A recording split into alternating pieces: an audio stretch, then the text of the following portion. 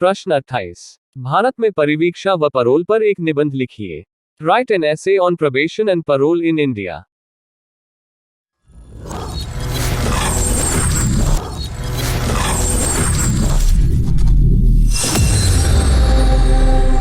उत्तर, परिवीक्षा probation. Probation 20वीं शताब्दी को सुधार का युग माना जाता है। प्रोबेशन इसी सुधार युग का परिणाम है। इस सुधार में मानवतावादी दृष्टिकोण को प्रमुख स्थान दिया गया है। इस सुधार कार्यक्रम में उपयोगितावादी दृष्टिकोण को भी शामिल किया जाता है। इस वर्तमान युग में दंड के सुधारात्मक सिद्धांत का विकास हुआ, जिसके अनुसार अपराधी को शारीरिक दंड देने की अपेक्षा उसे सुधारने का प्रयत्न किया जाता है। परिवीक्षा उसी का परिणाम है। प्रोबेशन अंग्रेजी का शब्द है, जिसके लिए हिंदी के शब्द परिवीक्षा का प्रयोग किया जाता है। अंग्रेजी का प्रोबेशन शब्द लैटिन भाषा के प्रोबरेट से बना है, जिसका तात्पर्य है परीक्षा लेना। प्रोबेशन के लिए कई शब्द प्रयुक्त होते हैं, जैसे परीक्षा, अ टेस्ट, परीक्षा काल, अ पीरियड ऑफ ट्रायल, परीक्षा करने की विधि, द एक्ट ऑफ ट्राइंग, और अदालती परीक्षा, अ जुडिशियल एग्जामिनेशन आदि। परिवीक्षा का तात्पर्य सामान्यतः दंड का निलंबन, सस्पेंशन ऑफ सेंटेंस, अथवा प्रतिबंधक रिहाई, कंडीशनल रिलीज भी है। जब कोई व्यक्ति अपराध करता है और दोष सिद्ध होने पर न्यायालय उसे कारावास का दंड देता है, तब इस दंड का निलंबन ही परिवीक्षा है। इसे मुअत्तिल सजा या दंड का विलंबन आदि रूपों में भी समझा जाता है। परिवीक्षा में दंड के निलंबन के अतिरिक्त यह भी सम्मिलित है कि अपराधी परिवीक्षा काल में अच्छे आचरण का प्रमाण दे, अन्यथा उसे सजा भुगतनी होगी। परिवीक्षा की अर्थ एवं परिभाषा। Meanings and definition of probation. परिवीक्षा का अर्थ समझने की दृष्टि से यहाँ इसकी कुछ परिभाषाएं दी जा रही हैं। एक इलियट के अनुसार परिवीक्षा इस प्रकार दंड देने वाली संस्था से इस शर्त पर कि अपराधी अच्छा व्यवहार करेगा, मुक्ति मिलने को कहते हैं। 2 टैफ्ट के अनुसार परिवीक्षा किसी अपराध के संबंध में लिए जाने वाले अंतिम निर्णय को कुछ समय के लिए टाल देने की प्रक्रिया है। अपराधी को एक अवसर दिया जाता है कि वह अपना चरित्र सुधारने और समाज के अनुरूप अपने को ढालने का प्रयास करे। अपराधी न्यायालय की शर्तों के अनुसार न्यायालय के किसी परिवीक्षा अधिकारी के मार्गदर्शन एवं संरक्षण में रहता है। क्या बात है सर, क्या बात है सर। परोल व्यवस्था क्यों?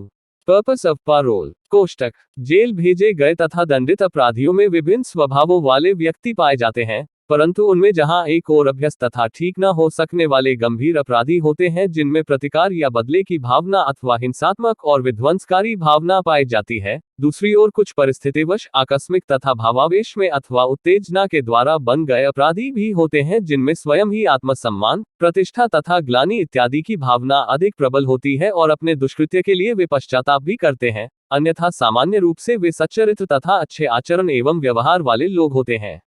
ऐसे अपराधियों के प्रति जो कि अपने दुष्कार्य के लिए स्वयं ही ढकी हैं और जो इसके परिणामस्वरूप मिलने वाले दंड से शीघ्र ही मुक्त हो जाना चाहते हैं, उनके लिए दंड का समय कम कर देने का अधिकार जेल अधिकारियों को दिया जाता है कि यदि उनका आचरण एवं व्यवहार यह सिद्ध कर दे कि उन्हें इतने लंबे समय तक दंड दिया जाना उचित नहीं है, तो कुछ अवधि जेल में रह लेने के पश्चात शेष अवधि को एक विशेष रियायत या अपराधी के प्रति सहानुभूति के रूप में समाप्त कर दिया जाता है। समय से पूर्व ही जेल से मुक्त कर देने को परोल व्यवस्था कहते हैं। हमारे यहाँ ऐसा ही होता है। परोल की परिभाषाएं। Definitions of parole. परोल को विभिन्न विद्वानों ने पृथक पृथक रूप से परिभाषित किया है, परंतु लगभग सभी की परिभाषाएं काफी मिलती जुलती हुई हैं। इनमें से कुछ प्रमुख परिभाषाएं निम्नलिखित प्रकार से समझी जा सकती हैं। 1. बार्न्स तथा टीटर्स। बार्न्स एंड टीटर्स के अनुसार परोल एक कैदी को प्रदान किया गया ऐसा शर्तपूर्ण छुटकारा है जो उसे अपने दंड का कुछ भाग सुधारालय में व्यतीत कर लेने के उपरांत प्राप्त हो पाता है। 2. टैफ्ट के अनुसार कुछ समय तक जेल काट लेने के पश्चात उसे छुट्टी मिल जाना ही परोल है, जिसमें कैदी फिर भी जेल की देखरेख तथा संरक्षण में अवश्य रहता है और उसे जब तक पूर्णतया मुक्त न किया गया हो, समुदाय में आने जाने की स्वीकृति विशेष दशाओं में प्राप्त होती है तथा इन शर्तों को तोड़ने पर उसे जेल में वापस बुलाया जा सकता है। 3. सदरलैंड के अनुसार परोल किसी जेल या सुधारालय से जहां अपराधी ने अपनी सजा का अत्यधिक भाग व्यतीत किया हो, सद्व्यवहार बनाए रखने तथा पूर्ण मुक्ति प्रदान किए जाने तक उस संस्था अथवा राज्य द्वारा स्वीकृत किसी अन्य अभिकरण के अधीन तथा उसके संरक्षण में रहने की शर्त पर रिहा करने तथा छोड़ने देने की स्थिति उत्पन्न कर देने की क्रिया है। समझ रहे हो? परोल की विशेषताएं। Characteristics of parole. उपर्युक्त परिभाषाओं के आधार पर परोल की निम्नलिखित प्रमुख विशेषताएं कैरेक्टरिस्टिक्स मानी जा सकती हैं। इनकी संक्षिप्त विवेचना अग्र प्रकार प्रस्तुत की जा सकती है। एक, परोल की प्रकृति सुधारात्मक करेक्शनल होती है। यह व्यवस्था प्रोबेशन से पुरानी है। 2, यह व्यवस्था कैदी के द्वारा प्रायः आधी से अधिक अवधि जेल में काट लेने के पश्चात ही प्रयोग की जाती है। 3, जेल में रहने के दौरान कैदी का व्यवहार संतोषजनक रहा हो, अर्थात जेल अधिकारियों को उसके व्यवहार से प्रसन्नता रही हो। 4, यह व्यवस्था शर्तपूर्ण होती है। इसमें अपराधी को जेल अधिकारियों द्वारा निर्धारित शर्तों को पालन करने का आश्वासन देना पड़ता है। 5, इन शर्तों का एक निश्चित अवधि के भीतर उल्लंघन करने से कैदी को दी गई शर्तपूर्ण युक्ति की सुविधा वापस ली जा सकती है। 6, परोल के दौरान जेल अधिकारियों का छोड़े गए कैदियों के प्रति निरंतर संरक्षण भी बना रहता है और उनसे संपर्क करके उनके व्यवहार की देखरेख करते रहते हैं।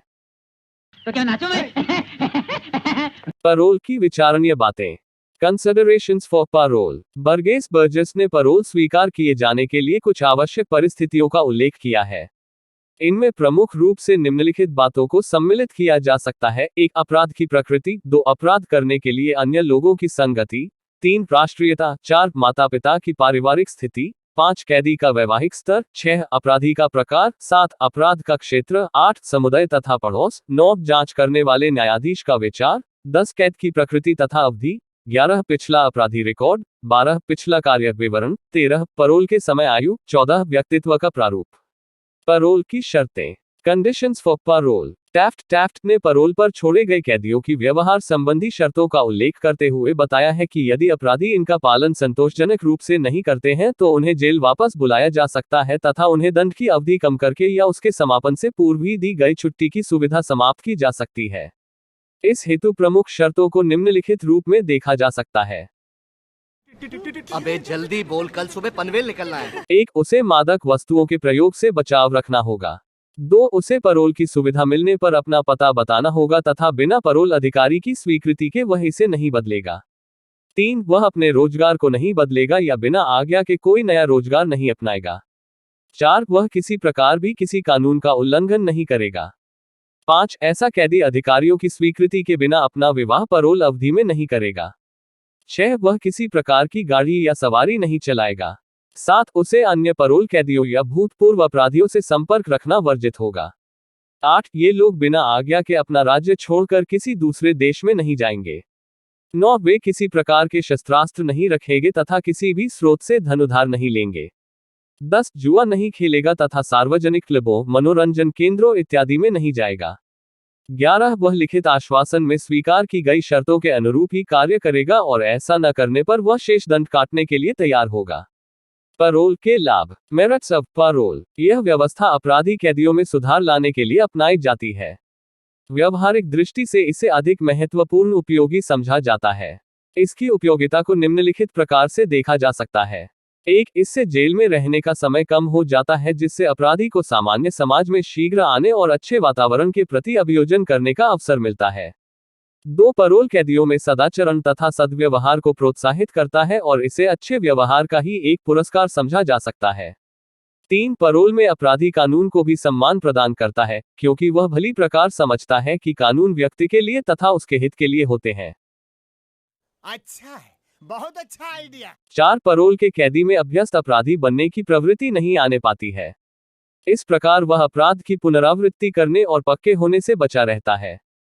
5, परोल अपराधी के आश्रितों के हित में भी होता है क्योंकि जेल का समय कम हो जाने से वह शेष समय रोजगार या जीविकोपार्जन में लगा सकता है और आर्थिक कठिनाइयों से सुरक्षित हो सकता है। 6, परोल के बॉन्ड में विभिन्न शर्तों का पालन करने का आश्वासन देने तथा उन्हें पालन करने से अपराधी के प्रति विभिन्न प्रकार के सामाजिक तथा व्यक्तिगत नियंत्रण स्वतः ही लागू हो जाते हैं। 7, परोल अपराध के प्रति भय की भावना भी बनाए रखता है और उसे चेतावनी दिए रहता है कि शर्तों को तोड़ने पर से जेल वापस जाना पड़ेगा। 8, इस व्यवस्था से प्रशासकीय, सामाजिक तथा आर्थिक संस्थाओं पर भार कम हो जाता है। कैदी के परिवार की व्यवस्था में अधिक गड़बड़ी नहीं होती है तथा राज्य का कैदी के प्रति अधिक समय तक जेल में रखने का व्यय कम हो जाता है।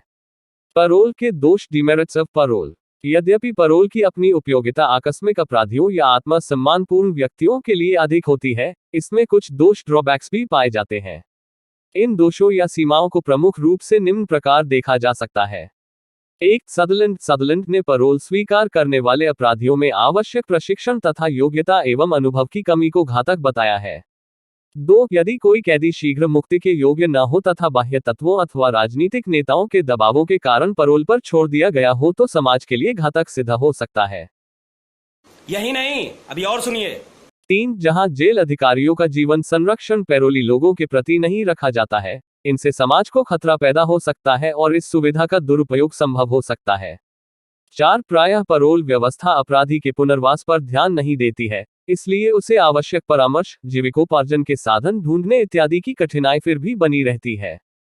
5. अधिक संख्या में पैरोली कैदियों का संरक्षण किसी एक ही पैरोल अधिकारी के द्वारा किया जाना इस व्यवस्था की वास्तविक भावना को ही समाप्त कर देता है और पैरोल अधिकारी प्रायः अपने कर्तव्य का कुशल निर्वाह नहीं कर पाते हैं। प्रोबेशन तथा पैराल में अंतर। Difference between probation and parole. Probation एवं पैरोल दोनों का संबंध अपराधियों को सुधारने से है।